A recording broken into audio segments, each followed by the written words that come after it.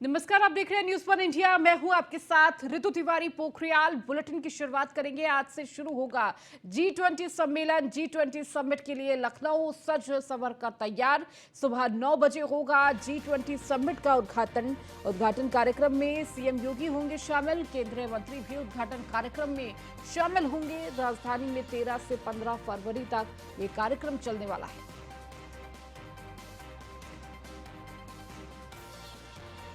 G20 सम्मेलन का आज से आगाज होगा। राजधानी में आज 9 बजे G20 सम्मेलन का उद्घाटन किया जाएगा, जहां सीएम योगी आदित्यनाथ मौजूद होंगे। इसके साथ ही केंद्रीय मंत्री मौजूद होंगे। तो 9 बजे का वक्त है जब G20 सम्मेलन का उद्घाटन होगा।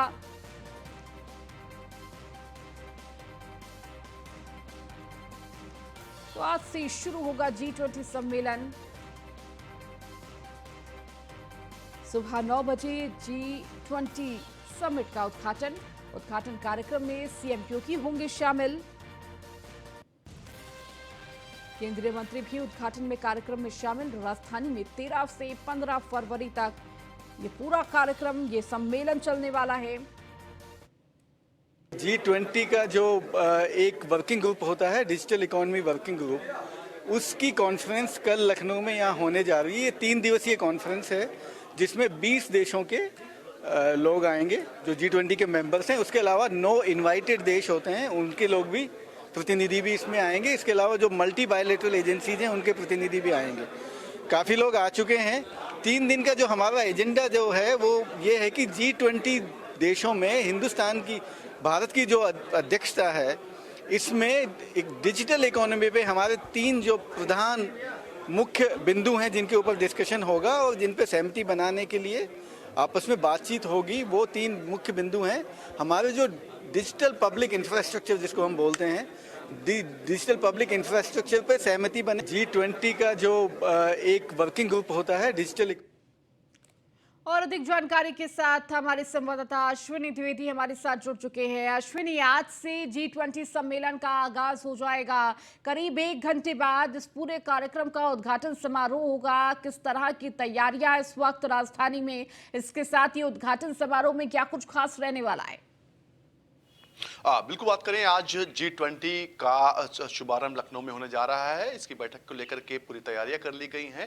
आज तकरीबन 9:30 बजे मुख्यमंत्री योगी आदित्यनाथ इस कार्यक्रम का शुभारंभ करेंगे। अगर बात करें G20 का जो आयोजन की, तो यहाँ इसकी बैठकें 4 जगहों पर उत्तर प्रदेश में होंगी, जिसमें लखनऊ शामिल है, वाराणसी शामिल है, आगरा शामिल है, साथ ही साथ ग्रेटर नोएडा शामिल। आज लखनऊ में बैठक का शुभारंभ होने जा रहा है। 3 दिवसीय बैठक होगी, जिसमें तमाम जो राष्ट्र हैं, 20 राष्ट्रों के राष्ट्राध्यक्ष या फिर प्रधानमंत्री या फिर उच्च अधिकारी जो होंगे वो सम्मिलित होंगे। उनके स्वागत को लेकर के बाकायदा तैयारी की गई है। 300 अफसरों की फौज स्वागत के लिए लगाई गई। उनकी सुरक्षा को लेकर के भी कल इंतजाम किए गए हैं। साथ ही साथ अगर बात करें तो कल देर शाम तक लमसम 50 जो डेलीगेट्स थे वो पहुंच चुके थे। हालांकि लमसम 150 डेलीगेट जो हैं, 150 लोग आज इस बैठक में सम्मिलित होंगे, जिसमें बाकी लोग जो हैं वो आज पहुंचेंगे, जिसको लेकर के अफसरों की एक फौज एयरपोर्ट पर तैनात है, जो जो अतिथि आ रहे हैं उनका स्वागत करने के लिए बाकायदा उनको शॉल भेंट करके, उनको ऑडियो पे के प्रोडक्ट भेंट करके, और साथ ही साथ जो हमारी परंपरा है टीका लगाकर उनका स्वागत किया जा रहा है। बाकायदा तमाम जो लखनऊ के होटल्स हैं, चाहे वो सेंट्रम होटल हो जहाँ पर कार्यक्रम होना है, इसके अलावा जो ताज होटल है, हयात होटल है, इसके अलावा तमाम होटलों में रुकने की इन अतिथियों की व्यवस्था की गई है। बिल्कुल आज बात करें तो ये एक बड़ा फोरम होता है। 20 जो बड़ी अर्थव्यवस्थाएं विश्व की हैं, वो एक साथ बैठती हैं। कहीं ना कहीं आर्थिक रूप से कितना सक्षम बना जाए, कैसे सक्षम बना जाए, इस पर चर्चा होती है। हालांकि ये हर साल इसकी अध्यक्षता जो है दूसरे देश को जाती है। पिछले साल इंडोनेशिया ने इसकी अध्यक्षता की थी, इस साल भारत कर रहा है और अगले साल ब्राजील इसकी अध्यक्षता करेगा। हालांकि इस दौरान कहीं ना कहीं जो अर्थव्यवस्था है, जो जीडीपी है देशों की, जो जीडीपी ग्रोथ है, उसमें थोड़ी रुकावट जरूर आई है, लेकिन उसको चर्चा आज होगी। कहीं ना कहीं आगे 1 साल का भविष्य तय किया जाएगा कि किस तरीके से जो अपनी खुद की ग्रोथ है, साथ ही साथ विश्व की ग्रोथ है, उसको कैसे सहयोग किया जाए। इन तमाम बिंदुओं को लेकर के आज से इस बैठक का शुभारंभ लखनऊ से होने जा रहा है और ये 3 दिनों तक, यानी कि आज 13, 14 और 15 तारीख से चलेगा। जी बिल्कुल। और देखिए अश्विनी, जब से G20 सम्मेलन की बात हुई है तब से लगातार तैयारियां की जा रही है, खासकर उत्तर प्रदेश में किस तरह से उत्तर प्रदेश को सजाया गया है, संवारा गया है और कहीं ना कहीं एक ऐसी छवि देने की कोशिश की गई है ताकि जो डेलीगेट्स आ रहे हैं उन्हें अपने देश की कमी महसूस ना हो और उन्हें इस तरह का माहौल दिया जा सके और कहीं ना कहीं देश की खूबसूरती दिखाने का प्रयास भी है। इसके साथ ही क्या लखनऊ में कई अन्य कार्यक्रम राजधानी में रहने वाले हैं इस बैठकों के अलावा? बिल्कुल बात करें अगर जो कार्यक्रमों की तैयारी को लेकर के आयोजन की तैयारी को लेकर के तो पिछले 2 महीने से तैयारियां चल रही थी क्योंकि उत्तर प्रदेश की राजधानी लखनऊ में 2 बड़े आयोजन होने थे जिसमें पहला आयोजन ग्लोबल इन्वेस्टर समिट था जिसका समापन कल हुआ है और आज से G20 की बैठक का शुभारंभ होने जा रहा था। तो ऐसे में कहीं ना कहीं क्योंकि दोनों कार्यक्रम में अंतर्राष्ट्रीय मेहमान, विदेशी मेहमान, आम मेहमानों का आना था तो तैयारियां भी उसी हिसाब से की गई थी। आज छोटी छोटी चीजों का ध्यान रखा गया था। जो मेहमान आ रहे थे उनके रहने के लेकर के, उनके खाने पीने का, हर चीज का जो है सही से जो है चीजें की गई थी। निश्चित तौर पर अगर बात करें तो राजधानी लखनऊ क्योंकि उत्तर प्रदेश कहीं ना कहीं ऐसा कहा जाता है कि भविष्य का शहर है, भविष्य का प्रदेश है और भविष्य तय करेगा कि उत्तर प्रदेश क्या करना चाह रहा है। निश्चित तौर पर उसको लेकर के तैयारियां पूरी हो गई। आज इसका शुभारंभ होगा। हालांकि अगर बात करें अन्य कार्यक्रमों की तो जो विदेशी मेहमान आएंगे वो जो धरोहर है लखनऊ में ऐतिहासिक, उनका भी भ्रमण करेंगे, चाहे वो बड़ा इमामबाड़ा हो या फिर तमाम अन्य जगहों पर जाने का भी कार्यक्रम तय है। जी ठीक है अश्विनी, आप लगातार जुड़े रहिए और भी खबरों पर आपसे अपडेट लेंगे। खबरों में आगे बढ़ेंगे। भीमराव अंबेडकर विश्वविद्यालय का 10वां दीक्षांत समारोह है आज और दीक्षांत समारोह में राष्ट्रपति द्रौपदी मुर्मू करेंगी शिरकत। राज्यपाल आनंदीबेन पटेल इस दौरान मौजूद रहेंगे। राष्ट्रपति मुर्मू छात्रों को मेडल देकर करेंगी सम्मानित। तो आपको बता दें कि विश्वविद्यालय का ये दीक्षांत समारोह 10वां ये दीक्षांत समारोह है जहां राष्ट्रपति द्रौपदी मुर्मू इस दीक्षांत समारोह में शिरकत करेंगी। कल GIS 2023 के समापन समारोह में शामिल हुई थी। हमारे साथ लगातार अश्विनी जुड़े हुए हैं। अश्विनी, GIS 2023 के बाद लगातार राष्ट्रपति द्रौपदी मुर्मू राजधानी में ही मौजूद रही। इस दौरान आज दीक्षांत समारोह का कार्यक्रम है जिनमें वो शिरकत करेंगी। बिल्कुल देश की राष्ट्रपति द्रौपदी मुर्मू का ये बतौर राष्ट्रपति पहला उत्तर प्रदेश की राजधानी लखनऊ का दौरा है और इस दौरान 2 दिवसीय दौरे पर लखनऊ पहुंचे। पहला कल का दिन उनका जो था कल पहुंची थी, उसके बाद उन्होंने ग्लोबल इन्वेस्टर समिट है उसका समापन समारोह सत्र था, उसमें जो राष्ट्रपति ने शिरकत की थी। उसके बाद नागरिक अभिनंदन समारोह था लोक भवन में, वहां पर भी द्रौपदी मुर्मू जो राष्ट्रपति वो मौजूद रहेंगे। इसके बाद रात्रि में उनके सम्मान में भोज रखा गया था, उस दौरान भी मौजूद रही थी। इसके बाद लखनऊ में ही उन्होंने रात्रि विश्राम किया था और आज भी उनके कई कार्यक्रम लगे जिसमें पहला जो कार्यक्रम लगा हुआ है वो कुछ आदिवासी समाज के लोग हैं उनसे मुलाकात का संवाद का कार्यक्रम है। उसके बाद जो दूसरा कार्यक्रम है वो है BBAU है उसका दीक्षांत समारोह, 10वां दीक्षांत समारोह है, उसमें बतौर मुख्य अतिथि मौजूद रहेंगे। इस दौरान उत्तर प्रदेश की राज्यपाल आनंदीबेन पटेल, साथ ही साथ अगर बात करें तो उत्तर प्रदेश के मुख्यमंत्री योगी आदित्यनाथ, साथ ही साथ उच्च शिक्षा मंत्री योगेंद्र उपाध्याय समेत तमाम जो है बड़े नेता, दोनों डिप्टी CM भी मौजूद रह सकते हैं। इसके अलावा अधिकारियों की फौज रहेगी। 10:30 बजे के लमसम में ये दीक्षांत समारोह होगा। उसके बाद वापस वो राष्ट्रपति राजभवन आएंगे, राजभवन में कुछ देर विश्राम करेंगे। लमसम 1:30 बजे के आसपास वो राजभवन से फिर से रवाना होंगे लखनऊ एयरपोर्ट के लिए और अमोसी एयरपोर्ट के लिए। वहां से फिर बनारस जाने का, वाराणसी जाने का उनका कार्यक्रम है। वाराणसी पहुंचकर जो काल भैरव है, काशी विश्वनाथ के दर्शन करने का भी कार्यक्रम है। ये आज राष्ट्रपति का शेड्यूल है। निश्चित तौर पर राष्ट्रपति जो है 2 दिवसीय जो लखनऊ दौरे पर थी, आज उनका दौरे का आखिरी दिन है। जी ठीक है, बहुत शुक्रिया अश्विनी इन तमाम जानकारियों को देने के लिए। तो आज जिस तरह से ये पूरा कार्यक्रम रहने वाला है। अब खबरों में आगे बढ़ेंगे। राष्ट्रपति द्रौपदी मुर्मू का काशी दौरा भी आज है। 1 दिवसीय दौरे पर वाराणसी पहुंचेंगी द्रौपदी मुर्मू। वाराणसी में सुरक्षा व्यवस्था के पुख्ता इंतजाम किए गए हैं। एयरपोर्ट से लेकर शहर में पुलिस की पैनी नजर है। राष्ट्रपति द्रौपदी मुर्मू गंगा आरती में भी होंगी शामिल। राष्ट्रपति के दौरे को लेकर नौका संचालन पर भी प्रतिबंध लगाया गया है। लगभग 3 घंटे काशी में ही महामहिम द्रौपदी मुर्मू के रहने का पूरा कार्यक्रम है। तो आज महामहिम काशी दौरे पर और इस दौरान करीब 3 घंटे काशी में बिताएंगी और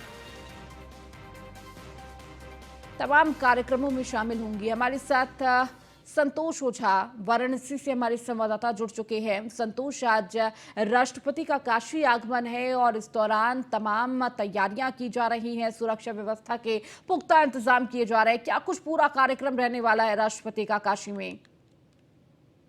देखिए, आज के कार्यक्रम की बात करें तो 3 बजे का समय होगा जब राष्ट्रपति बनारस के एयरपोर्ट पे आएंगी। अगवानी इनका मुख्यमंत्री और राज्यपाल करेंगी। वहां से वो सीधे काल भैरव के दरबार में पहुंचेंगी, पूजन दर्शन करेंगी और इसके बाद बाबा दरबार पहुंचकर बाबा काशी विश्वनाथ के दर्शन करेंगी और वहां से वो सीधा गंगा जी पहुंचेंगी, जहां पे भव्य रूप से आरती का दीदार करेंगी। बताते चले कि यदि आरती की बात की जाए तो निश्चित तौर पे आरती को देव दिवाली की तरह सजाया गया है। पूरे घाटों को एक नई लुक दी गई है, नए ढंग से सजाने का प्रयास किया गया है और आरती की जो भव्यता होगी वो जो देव दिवाली में देखी जाती है वो भव्यता होगी।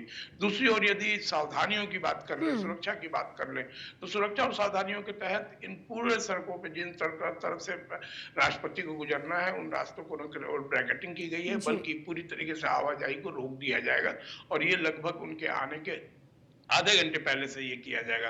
दूसरी ओर यदि गंगा की बात की जाए तो गंगा नदी में निश्चित तौर पे नाव का संचालन 12 बजे से, मतलब कार्यक्रम के लगभग 5 घंटे पहले से बंद कर दिया जाएगा। यहाँ पे किसी भी ढंग का नाव का संचालन नहीं होगा।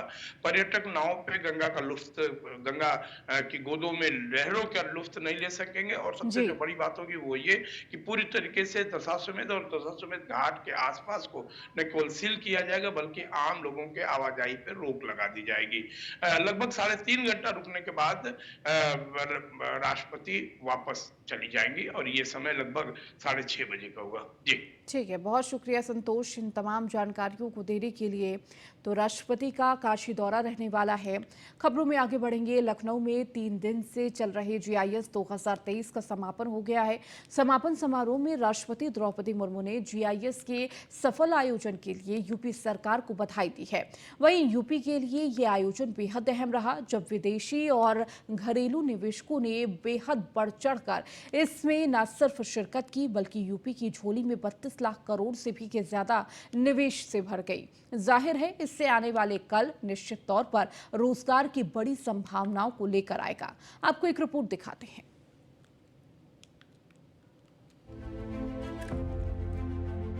महामहिम राष्ट्रपति द्रौपदी मुर्मू के समापन भाषण के साथ ही लखनऊ में ग्लोबल निवेश के महाकुंभ का समापन हो गया। 3 दिन चले इस ग्लोबल इन्वेस्टर्स मीट का उद्घाटन शुक्रवार को पीएम मोदी ने किया था। वहीं रविवार को महामहिम राष्ट्रपति ने कार्यक्रम का समापन करते हुए अपने संबोधन में यूपी के विकास पर अग्रसर होने पर खुशी जाहिर की। देश के विकास के अमृत काल में उत्तर प्रदेश का योगदान अत्यंत महत्वपूर्ण होगा।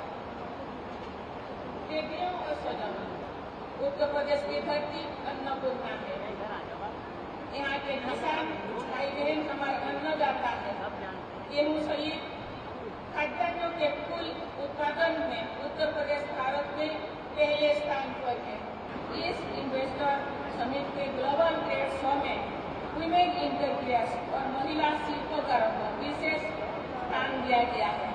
राज्यपाल श्रीमती आनंदीबेन पटेल जी, मुख्यमंत्री योगी आदित्यनाथ जी आदित्यनाथ जी की तथा राज्य सरकार की पूरी टीम को मैं मुक्त कंठ से सराहना करती हूँ। जाहिर है यूपी में लक्ष्य से 3 गुने निवेश से रोजगार की नई संभावनाएं खुलेंगी और विकास की नई धारा बहेगी। 6 साल पहले का बीमारू राज्य उत्तर प्रदेश आखिर कैसे बन गया नए भारत का ग्रोथ इंजन। GIS 23 के जरिए सरकार ने 33 लाख करोड़ के निवेश को जमीन पर उतारा है। उम्मीद है 2 करोड़ से ज्यादा लोगों को रोजगार मिलेगा। लेकिन अपने आप में ये किसी मिरेकल से कम नहीं है। आखिर कैसे 6 सालों में उत्तर प्रदेश की तस्वीर बदली और कैसे उत्तर प्रदेश देश और दुनिया के तमाम निवेशकों की पहली पसंद बन गया। यूपी की बुलंदी की कहानी 2017 से शुरू हुई। सुरक्षा के अच्छे माहौल से निवेशक भी उत्साहित हैं।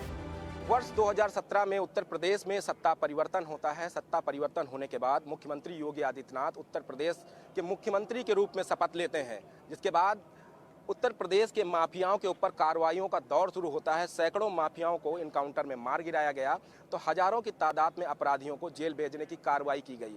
जिसके बाद उत्तर प्रदेश की लगातार तस्वीरें बदल रही हैं। अपराध और अपराधियों का ग्राफ खत्म हुआ है और उत्तर प्रदेश में अब तस्वीरें ऐसी हो गई हैं कि हिंदुस्तान ही नहीं बल्कि बाहर से आने वाले जो उद्योगपति हैं वो उत्तर प्रदेश को अपना स्थान चुन रहे हैं, उत्तर प्रदेश में निवेश करना चाहते हैं, जिसका नतीजा है कि आज बड़े पैमाने पर इन्वेस्टर समिट की अगर हम बात करें तो 32 लाख करोड़ से ज़्यादा जो एमयू हैं वो साइन हुए हैं। अगर ये एमयू उत्तर प्रदेश में साइन होने के बाद इनका निवेश यहाँ पर होता है तो कहीं ना कहीं उत्तर प्रदेश तेजी के साथ विकास की ओर अग्रसर होगा। योगी सरकार की यूपी की अर्थव्यवस्था $1 ट्रिलियन ले जाने की है। इसमें इंफ्रास्ट्रक्चर काफी रोल निभा रहे हैं।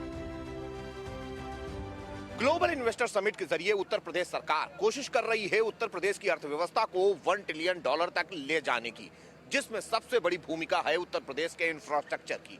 इंफ्रास्ट्रक्चर की बात करें तो उत्तर प्रदेश की वो सड़कें जिन पर चलने से डर लगता था, लेकिन आज उन्हीं सड़कों पर फर्राटा भरते वाहन उत्तर प्रदेश में एक नई इबारत लिख रहे हैं। देश में सबसे ज्यादा एक्सप्रेसवेज जिनकी संख्या 5 है वो उत्तर प्रदेश में है।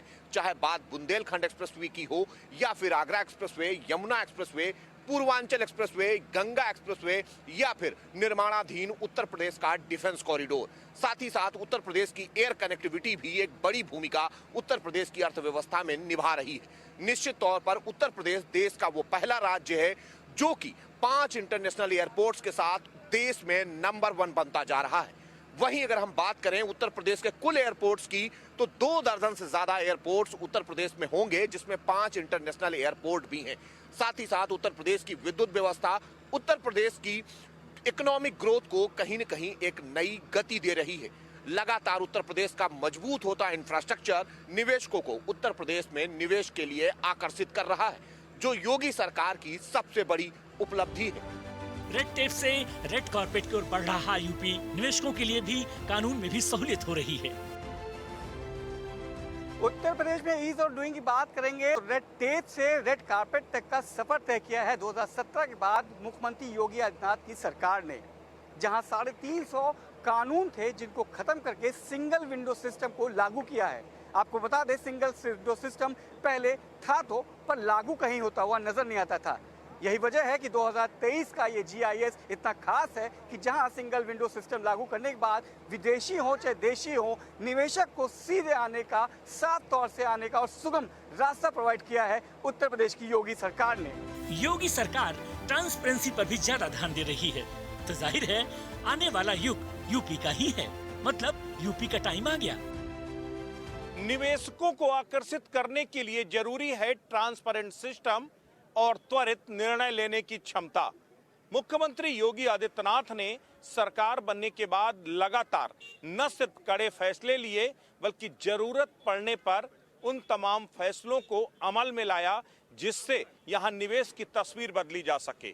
सिस्टम को ट्रांसपेरेंट बनाया और जिस तरीके से टेक्नोलॉजी को अपनी मंशा के साथ एग्जीक्यूट किया उसने उत्तर प्रदेश में निवेश की तस्वीर बदली है। लेकिन सबसे बड़ी चुनौती है कि भले ही 32 लाख करोड़ से ऊपर के MOU साइन हो चुके हों, लेकिन उसे जमीन में उतारना उससे बड़ी चुनौती है। लेकिन कहते हैं अगर मंशा स्पष्ट हो और इरादे साफ हों तो नतीजे बेहतर ही आते हैं।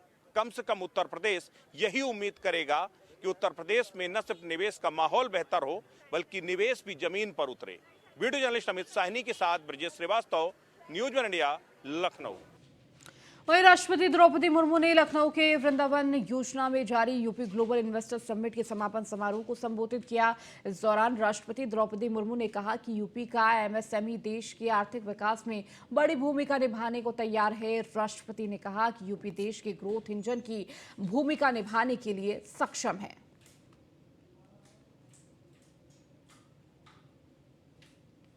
देश के विकास के अमृत काल में उत्तर प्रदेश का योगदान अत्यंत महत्वपूर्ण होगा।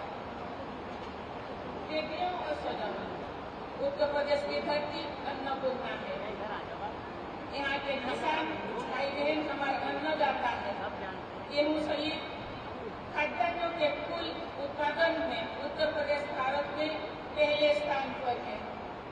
गन्ना और आलू के उत्पादन में भी उत्तर प्रदेश का देश भर में प्रथम स्थान निभाए हैं।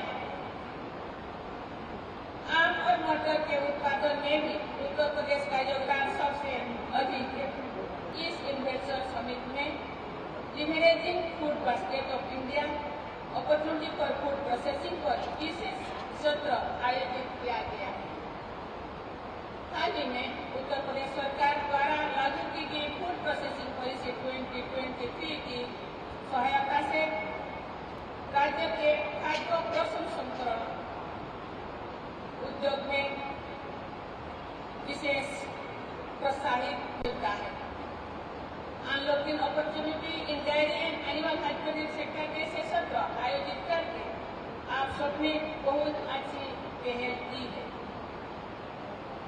मैं एक किसान परिवार से हूँ, इसीलिए मुझे एनिमल रिसोर्सेज के महत्व का व्यापक अनुभव है। ऐसे अनेक महत्वपूर्ण प्रयासों के लिए राज्यपाल श्रीमती आनंदीबेन पटेल जी, मुख्यमंत्री योगी आदित्यनाथ जी की तथा राज्य सरकार की पूरी टीम को मैं मुक्त कंठ से सराहना करती हूँ। इस इन्वेस्टर समिट के ग्लोबल ट्रेड शो में वुमेन एंटरप्रेन्योर्स और महिला शिल्पकारों को विशेष स्थान दिया गया है। जिस समाज के या जिस प्रदेश में महिला उद्यमियों को प्रोत्साहित किया जाता है, उसका विकास सुनिश्चित होता है। महिला उद्यमियों को विशेष पेंशन दिलाने की राज्य सरकार की पहल की मैं हृदय से सराहना करती हूँ। हम सब जानते हैं भारत में आधा आबादी महिलाएं हैं। उनका विकास, उनका आर्थिक, सामाजिक, आध्यात्मिक विकास नहीं होने से देश का विकास असंभव है। इसीलिए आर्थिक, सामाजिक, शैक्षणिक एवं आध्यात्मिक विकास बहुत जरूरी है। इस दिशा में उत्तर प्रदेश सरकार प्रयास कर रही है, इसलिए मैं उनको बहुत बहुत बधाई देती हूँ। Uttar Pradesh global investors summit के समापन समारोह को सीएम योगी ने संबोधित किया। उन्होंने राज्य और मिलने वाले लाभ के बारे में बताया। सीएम योगी ने कहा कि यूपी के वैश्विक निवेश महाकुंभ को प्रधानमंत्री के नेतृत्व में नई ऊंचाई मिली है। सीएम योगी ने राज्यों के बारे में कई बातें गिनाई। उन्होंने कहा कि उत्तर प्रदेश दुनिया का सबसे बड़ा श्रम बाजार है। योग्य और स्किल्ड युवा यहाँ की पहचान है। उत्तर प्रदेश सरकार की 25 सेक्टोरल नीति के तहत उद्यमी और निवेश के लिए आकर्षित हो रहे हैं। उत्तर प्रदेश अपनी आध्यात्मिक और सांस्कृतिक विरासत के लिए दुनिया के अंदर प्राचीन काल से ही जाना जाता रहा है। दुनिया की सबसे प्राचीन नगरी काशी, बाबा विश्वनाथ का धाम पूरी दुनिया को आज अपनी ओर आकर्षित कर रहा है। मर्यादा पुरुषोत्तम भगवान श्री राम की पावन जन्मस्थली अयोध्या या फिर कान्हा की मथुरा और वृंदावन, ये उत्तर प्रदेश में होने का सौभाग्य तो है ही। पवित्र गंगा, यमुना और सरस्वती नदी के संगम की त्रिवेणी भी दुनिया के सबसे बड़े सांस्कृतिक आयोजन कुंभ के रूप में प्रयागराज की धरती उत्तर प्रदेश में ही आयोजित होता है। अपनी विशिष्ट पहचान के लिए, परंपरागत उद्यम के लिए उत्तर प्रदेश प्राचीन काल से ही दुनिया के आकर्षण का केंद्र रहा है। ये विद्या की धरती तो है ही, विद्या के साथ साथ परंपरागत उत्पाद में प्रत्येक जनपद के पास अपने विशिष्ट उत्पाद भी, जैसे आदरणीय प्रधानमंत्री जी की प्रेरणा से उत्तर प्रदेश ने 1 डिस्ट्रिक्ट 1 प्रोडक्ट के रूप में आज वैश्विक स्तर पर पहुंचाने का काम किया है। और यही नहीं, उत्तर प्रदेश दुनिया की सबसे उर्वरा भूमि भी रखता है। उत्तर प्रदेश के पास दुनिया के अंदर सबसे बड़ी आबादी किसी एक राज्य में निवास करती है तो उत्तर प्रदेश के पास ही निवास करती है। ये अपने आप में एक श्रम बाजार भी है और सबसे अधिक स्किल और अनस्किल यूथ पावर के साथ भी दुनिया को अपनी ओर आकर्षित करता है। लेकिन आज से 6 वर्ष पहले तक उत्तर प्रदेश एक बीमारू राज्य के अब खबर मेरठ से है, जहां कंटेनर ने कार को घसीटा। नशेड़ी ड्राइवर ने कई किलोमीटर तक घसीटा। कार में सवार थे 4 युवक। कंटेनर समेत ड्राइवर को किया गिरफ्तार। युवक ने कार से कूदकर बचाई जान। परतापुर क्षेत्र का बताया जा रहा है ये पूरा मामला। नशेड़ी ड्राइवर ने कई किलोमीटर तक घसीटा। कार में सवार थे ये 4 युवक। तो कंटेनर समेत ड्राइवर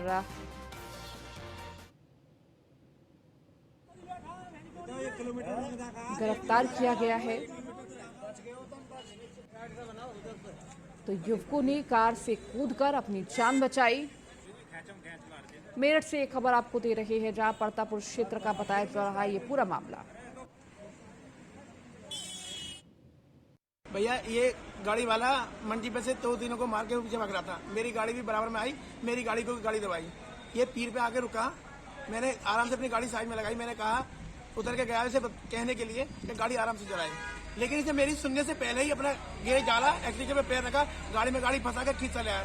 मेरी 4 लड़के और बैठे हुए थे जिनको भी उनके साथ ही खींचता हुआ लाया। लड़के जैसे तैसे गाड़ी पलट में कूद के भगे हुए, तब गाड़ी भगाई है। आगे आगे से जंपर में खुद की गाड़ी लगी है, तब ये रुका है। लगभग कितनी दूर लाया? ये गाड़ी लाया है पीर पे से संगम तक, कम से कम 2। घटना ये हुई थी, गाड़ी डंपर वाले ने आके पीछे से साइड में से पीर पे मोड़ रहे थे, उसने गाड़ी हमारी आकार लगा के रोक ली। ताकि मुश्किल से सर बची। कहाँ का मामला है ये? पीर ठानी पीर। कितनी दूर खींची गाड़ी? गाड़ी खींची करीबन 1.5-2 किलोमीटर पड़ रहा। हम यहाँ रोड पे खड़े थे तो हमने देखा कि दूर से एक ट्रक वाला एक गाड़ी को खींचता हुआ ला रहा था, लगभग 3-4 किलोमीटर से। और रास्ते में उसने किसी को नहीं देखा, जितनी भी गाड़ी आ रही थी लगभग सबको ही घसीटता हुआ ला रहा था, कुछ नहीं देख रहा था वो। और अधिक जानकारी के साथ अतुल शर्मा हमारे संवाददाता हमारे साथ जुड़े हुए हैं। अतुल, इस पूरी घटना को लेकर क्या जानकारी मिल पा रही है? देखिए ऋतु, ये मेरठ के थाना परतापुर क्षेत्र का मामला है। सीओ ब्रह्मपुरी के जो चौराहा है उससे लेकर के थाना परतापुर तक लगभग 3 किलोमीटर तक नशेड़ी ट्रक ड्राइवर, देखिए फिल्मी स्टाइल में आपने देखा होगा कि किस तरह से गाड़ियों को उठा करके फेंक दिया जाता है, उसी तरह से यहाँ पर ऑन रोड पर बड़ी भीड़ में लगातार जहाँ पर बाहरी जाम रहता है उस समय पर पुलिस देखिए लगातार इस तरह के जो मेरठ के अंदर लगातार घटना बढ़ रही है, पुलिस इन मामलों पर संज्ञान लेती है, कार्रवाई कर देती है, लेकिन छोड़ देती है। लगातार देखा जाए ड्रिंक और ड्राइव के बीच जो लोग ट्रैफिक में रूल का पालन नहीं करते उन पर सख्ती से कार्रवाई नहीं हो पाती, जिसके चलते देर रात ये फिल्मी स्टाइल में एक नशेड़ी ड्राइवर एक गाड़ी को कई किलोमीटर तक घसीटता ले जाता है। उसके बाद पुलिस मामले की जांच के तौर पर उसको ड्राइवर को गिरफ्तार करती है, पूछताछ करती है। लगातार देखा जाए ड्रिंक और ड्राइव करने वाले लगातार घटनाओं को अंजाम दे रहे हैं। मेरठ के अंदर अगर बीते दिनों की बात की जाए, 3 दिनों के अंदर लगभग 1 दर्जन से ज्यादा लोग अपनी जान गंवा चुके हैं, क्योंकि ड्रिंक एंड ड्राइव करके रोड पर फर्राटे भरते हैं और उसके बाद पुलिस उन पर कोई कार्रवाई नहीं करती है। देर रात की बात की जाए, देर शाम से पुलिस रोडों से गायब हो जाती है, जिसके बाद में ऐसी घटनाओं को अंजाम देकर जो आरोपी होते हैं वो मौके से फरार हो जाते हैं, गाड़ी छोड़कर भाग जाते हैं, पुलिस उनकी तलाश में जुट जाती है। देखा जाए किस तरह से कई किलोमीटर तक गाड़ी घसीटी जाती है, 4 लोग उसमें सवार थे, कैसे तैसे गाड़ी से कूदकर अपनी जान बचाते हैं और उसके बाद पुलिस के पास जाते हैं, पुलिस उनको ही उल्टा धमकाती है। ठीक है अतुल, बहुत शुक्रिया इस जानकारी को देने के लिए। चलिए, इस बुलेटिन में फिलहाल इतना ही। बने रहिए न्यूज़ 1 इंडिया के साथ।